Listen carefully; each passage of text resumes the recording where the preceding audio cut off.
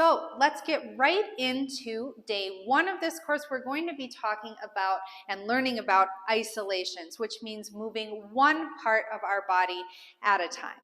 If you go to any style of dance class practically, if you've got jazz, ballroom, salsa, bachata, kizomba, even ballet in certain ways, they're going to often have you do isolations as the very first exercise that you do coming into the class, the first or second exercise. And the reason is because it is helping us wake up our muscles in an isolated way, which means that we're touching all of the muscles in our body one at a time, which is always the most effective way to increase our flexibility and our awareness of those parts of our body.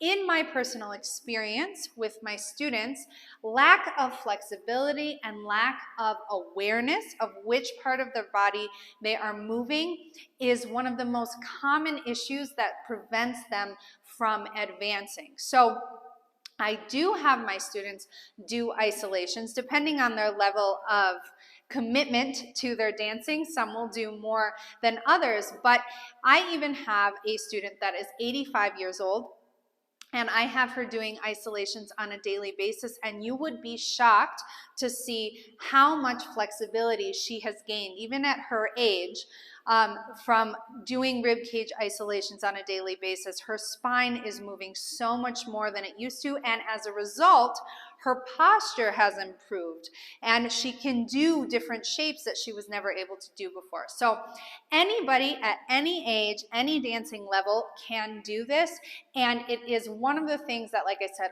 all dancers do at some point during their day to help wake up their body and maintain their flexibility. So let's get right into the first isolation that we're going to be doing, which is our head. Although we don't use our head all the time in our dancing, what I found is a lot of my students have very stiff necks, okay? And that is a product of just not moving our head enough. And it can cause lots of different aches and pains in the body. And aside from that, then when I'm trying to teach them to learn how to spot when they're turning, if they need to do a head roll as part of their choreography, or a variety of other things, they're not able to because they have a stiff neck. So this is a great thing to do even just when you're getting right out of bed in the morning. We're just going to take our chin up and let your head fall back, looking at the ceiling, and then we're going to tuck our chin to our chest and let the head fall down toward the floor. And we go up and back and down and forward. And again, we're trying to isolate, which means we don't want to involve the shoulders in this movement at all. We're really, truly trying to isolate the cervical spine. And you might be surprised by how stiff this is. But again, if this is something that you can integrate into your daily routine, you'll find that all those little knots and crackly bits that you might be feeling at this moment will start to dissipate. The more you move, the less stiff you're going to feel. Okay, now we're going to do the same thing side to side. This, I know, seems very simple, but you want to make sure when you do this that you're not also turning your shoulders and your chest. We're just turning our head. You're going to feel a stretch on this side, and we turn our head the other direction. And turn. Trying to get our chin over the shoulder without tilting the head at all. So we're trying to keep the chin at the same level and really stretch out the neck. And then we're going to tilt, bringing the ear to the shoulder. Again, trying not to tilt the shoulders because then you won't feel the stretch in the neck. And I forgot to mention at the beginning of this video, but after I finish the description of each one of these isolations and how to perform them properly, I will give you a practice routine that we'll do to music, incorporating all of these isolations so that you don't have to go through all of the explanations each time that you want to do these exercises. Okay? We're going to move on to the shoulders now. So when I say shoulders, I'm talking about all of this part of the upper back, okay? So we're going to start by just lifting up the shoulders, trying to get the shoulders as close to the ear as possible, and then drop them back down, okay? So you may have seen yourself dancing and said, gosh, why do I look like this? Because you're not pulling the shoulder blades down. So we always want to work everything that we do in both directions. So if my goal is to be able to pull the shoulder blades down, I need to also be able to get them up as high as possible. So I go up here and drop, and up and drop. And we're starting just by dropping them down, allowing gravity to bring them down. And now we're going to do it in a more controlled manner. We're going to go up and pull the shoulder blades down. So I'll show you from behind, up and pull, up and pull the shoulder blades down, up, pull, up, pull. So ideally when we dance, we are going to be constantly pulling those shoulder blades down, which is going to give me a nice long neckline and inevitably give me really nice posture, okay? So that's one of the reasons that this particular isolation is so important for improving your dancing, because a lot of people think that just in this resting position their shoulders are down, when really my trapezius is kind of puffing up here, and what I want to do is actually actively pull them down, because when they're pulled down you can see now I look like a dancer. Here I just look like a human. Here I look like a dancer. So that's one of the reasons that this one is so important. Now we're going to move on to shoulder rolls. So I'm going to go bring my shoulders forward, up, back, and down, forward, up, back, and down, forward, up, back, and down, forward, up, back, and down. And we're going to reverse it. So we go back, up, forward, down. Back, when I go back, my chest opens. Up, forward, my chest closes, and I come down. Back, up, forward, down, back, up, forward, and down. Then we're going to do one shoulder at a time, going back, up, forward, up, back, down. A little bit more fluidly. Again, trying to isolate just this one side, trying to keep everything else as still as possible. And then we'll do the other side. Just that shoulder, upper back area. Okay, and then we'll do the same thing going forward, just the one side. It's probably going to be a little bit more difficult than it looks because we're not used to only moving one side of our body. Other side. And in this, try to also keep your arms as relaxed as possible because we're isolating.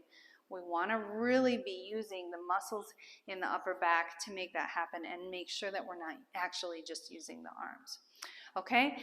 We are going to move on to our rib cage. So the most effective way that I have found to teach people how to move their rib cage is in a few different stages, which I'm going to outline for you, because even people who think that they have a pretty good rib cage action, using these different stages will actually help you really improve the flexibility in your mid-spine and be able to isolate your rib cage a little bit more profoundly. So I want you to get a chair, the height that you can sit on the edge and have your feet on the ground.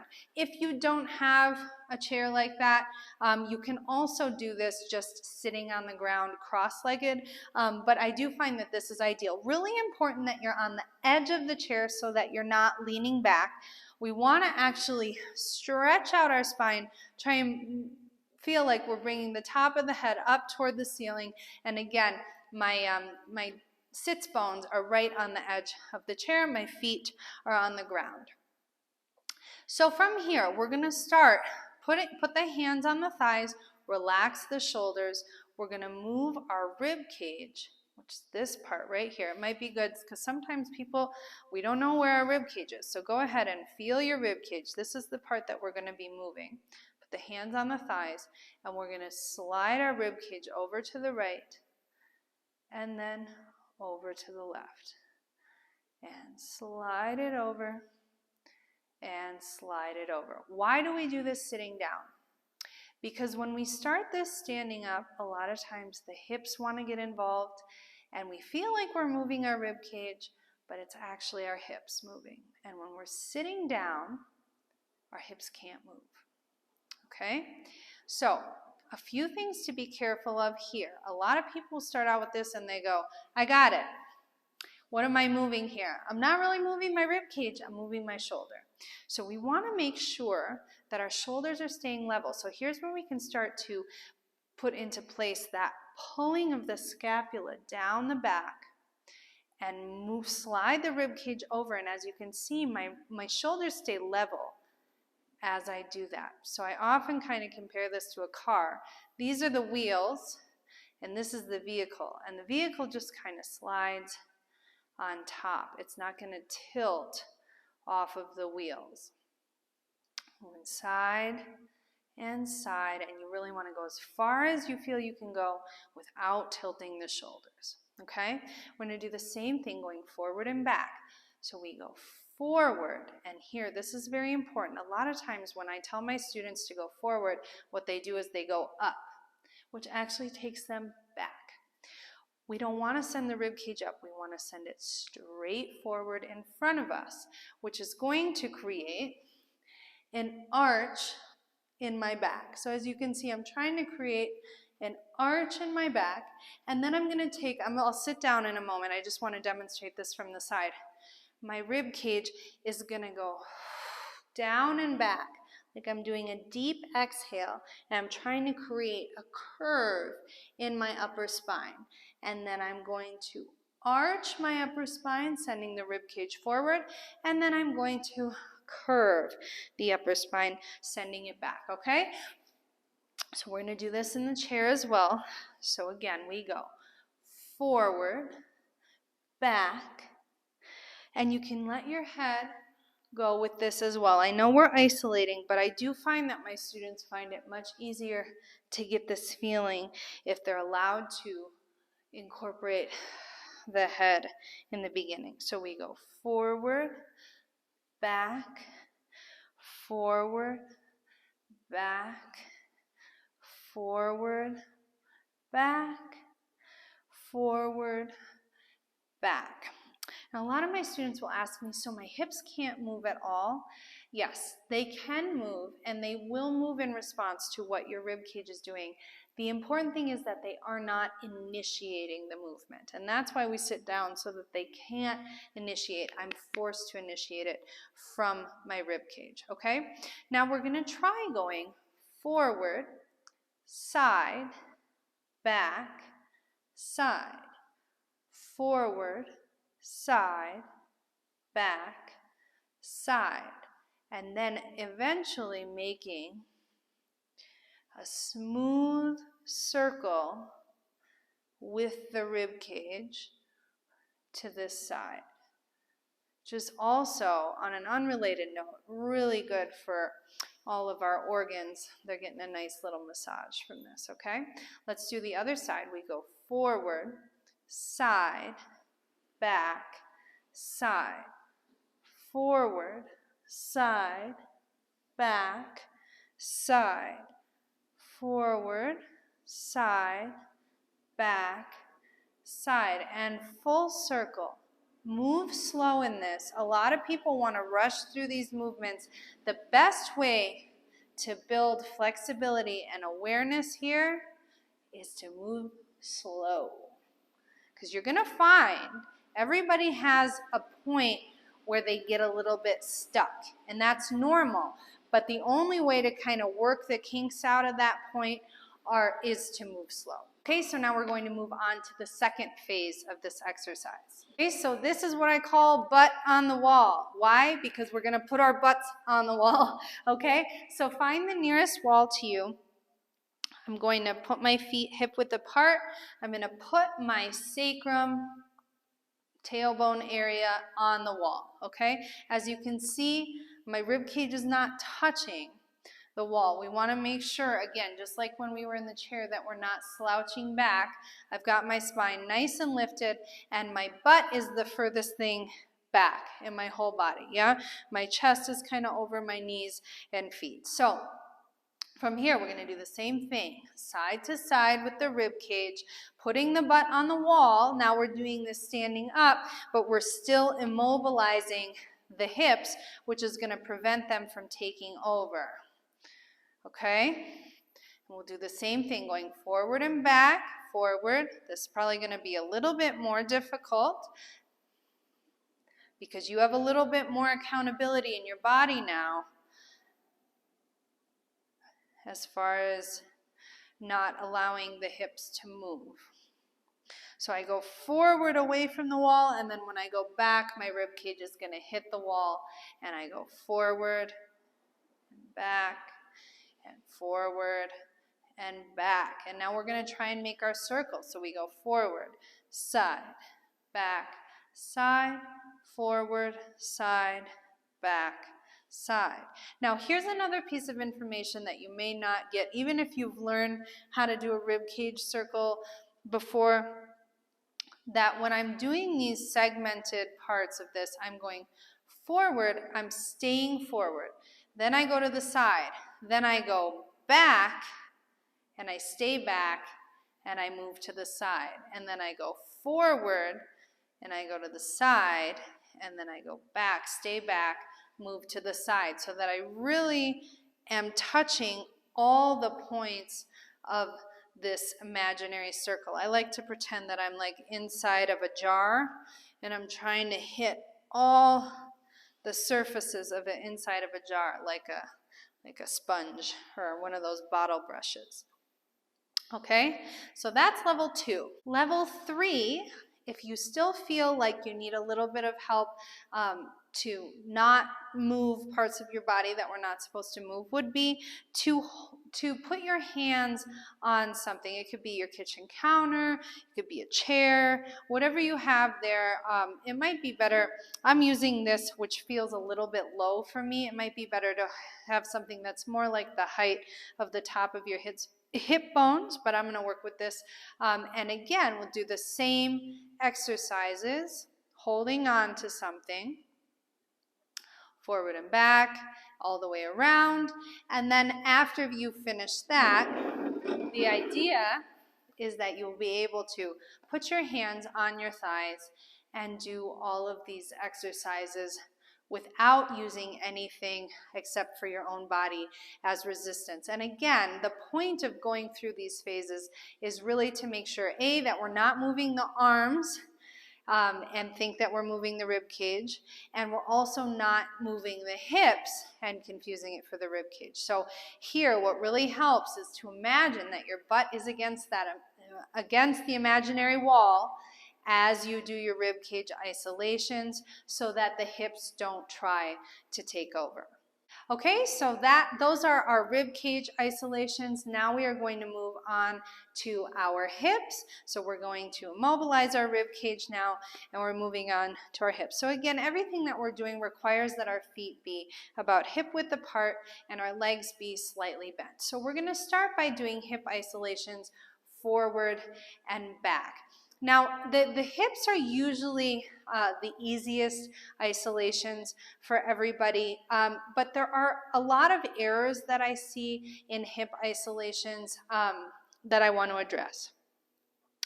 The first thing I'll say is that our hip isolations need to come from our core and our back. We don't want to make them happen from the knees and the feet, and we don't want to make it happen from the upper body.